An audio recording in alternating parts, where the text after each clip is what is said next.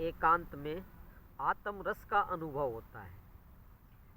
आत्म रस क्या होता है और एकांत में कैसे इसका अनुभव होता है, यही जानेंगे। तो नमस्ते, मैं पवन यादव, रामपुरा झज्जर हरियाणा से। हम देखिए 24 घंटे भीड़ में रहते हैं, भीड़ में वार्तालाप करते हैं, भीड़ में हम क्रियाकलाप करते हैं, और जब अकेले भी बैठते हैं तो अकेले नहीं हम बैठ पाते हैं। उसमें हम अकेले बैठते हैं तो अपने घर पे अकेले बैठने की कोशिश करते हैं। उससे हमें आत्मरस का अनुभव नहीं हो पाता। आप घर पे एकांत में नहीं रह पाते, क्योंकि नीचे से घर में कोई ना कोई बोलता रहता है।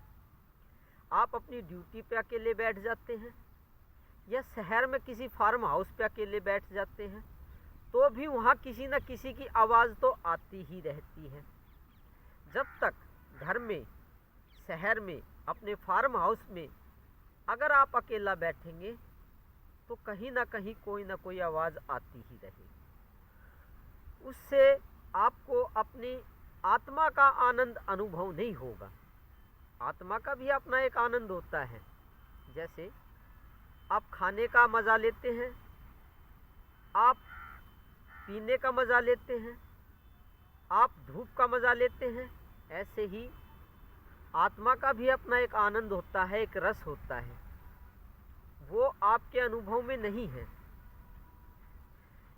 एकांत रस का मतलब ये है, कुदरत के सानिध्य में, कुदरत के साथ, जहाँ लोगों की चहचहाट ना हो, शहर से दूर, जहाँ खुला वातावरण है, लोगों से दूरी है और लोगों की आवाज़ नहीं है, पंछियों की जहाँ आवाज़ है, हवा की जहाँ आवाज़ है, ऐसे एकांत में उस आत्मरस का अनुभव होता है। ना कि आप क्या कहते हैं, घर पे हम अकेले बैठ जाते हैं। नहीं नहीं नहीं, घर पे तो आवाज़ें आती रहती हैं, आपका दिमाग वहाँ पे काम करता रहता है, कान काम करते रहते हैं। और शहर का, घर का, ड्यूटी में अकेले में बैठने से कोई फ़ायदा नहीं होगा, ना आपको वो आत्मरस अनुभव होगा। तो देखिए, शुरू में जब एकांत में बैठेंगे तो आपको अच्छा नहीं लगेगा, आपको थोड़ी बेचैनी भी हो सकती है, थोड़ी घबराहट भी हो सकती है, क्योंकि कभी एकांत में बैठे नहीं हो ना।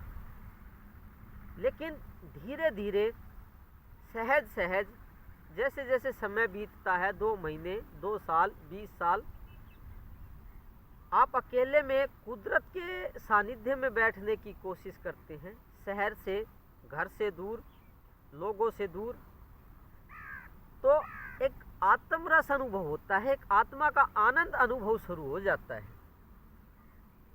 लेकिन आपको यह आनंद अभी नहीं हुआ होगा, क्योंकि ज़्यादातर लोग एकांत में तो बैठते हैं, लेकिन उनको आत्मा का रस अनुभव नहीं हो पाता है। उसका कारण क्या है?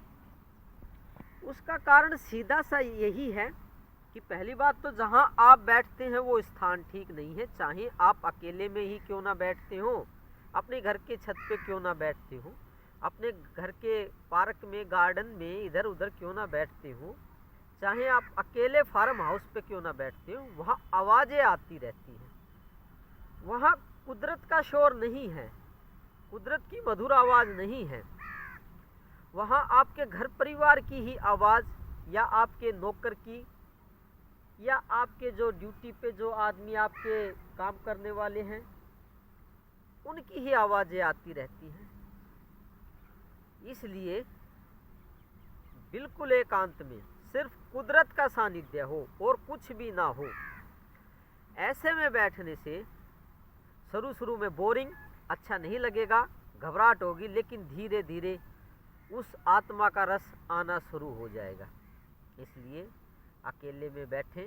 अकेले का मतलब घर नहीं, अकेले का मतलब ड्यूटी पे नहीं, अपनी छत पे नहीं, अपने गार्डन में नहीं, जहाँ जंगल है, वीरान सुनसान है, वहाँ बैठने की कोशिश करें।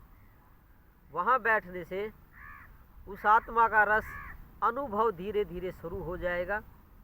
दिमाग होने लगेगा हल्का, आपका दिल भी हल्का होने लगेगा, आपका सारा शरीर हल्का होने लगेगा। तो आत्मा का रस ऐसा है, आत्म रस ऐसा है जो पूरे शरीर को और दिमाग को हल्का कर देता है, चित्त को भी हल्का कर देता है। जो फीलिंग्स होती हैं, भावनाएं उठ रही हैं, उनको भी हल्का कर देता है। तो आत्म रस का अनुभव करें, आत्मा का आनंद को अनुभव करें, ना कि दुनिया के सुख को अनुभव करें, दुनिया के मजे ले।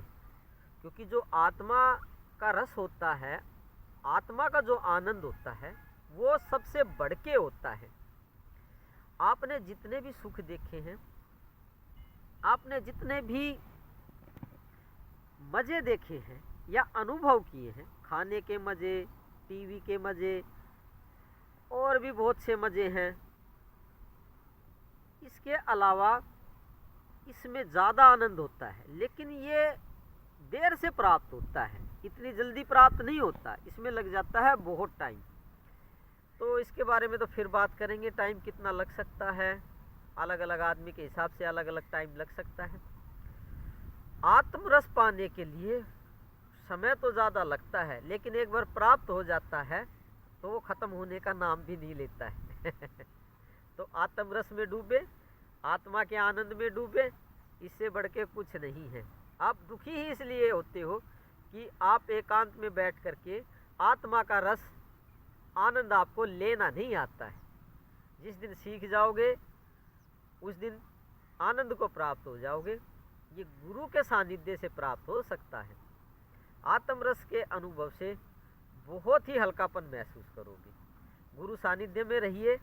आत्मा रस को या आत्म आनंद को कैसे प्राप्त किया जाता है, ये आप उन्हीं के सानिध्य में सीखते रहें। कभी गुरु के सानिध्य में तो बैठे नहीं हैं, ये चीज़ें आप कैसे सीख पाओगे।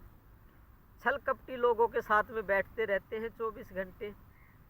तो ऐसी बातें तो जो पूर्ण गुरु होते हैं उन्हीं के सानिध्य में ये बातें अनुभव हो सकती हैं या आप सीख सकते हो।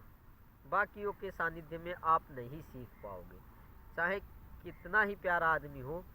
आत्मा का रस इतना शानदार होता है, आनंदपूर्ण होता है कि कोई भी आदमी या सांसारिक वस्तु आपको वो आनंद नहीं दे सकती है। धन्यवाद। आज के लिए दिमाग को हल्का करने वाले विषय पर हमने बात की, और कल फिर बात करेंगे किसी दिमाग को हल्का करने वाले विचार पे या और किसी ब्रह्म को प्राप्त करने वाली सोच पे।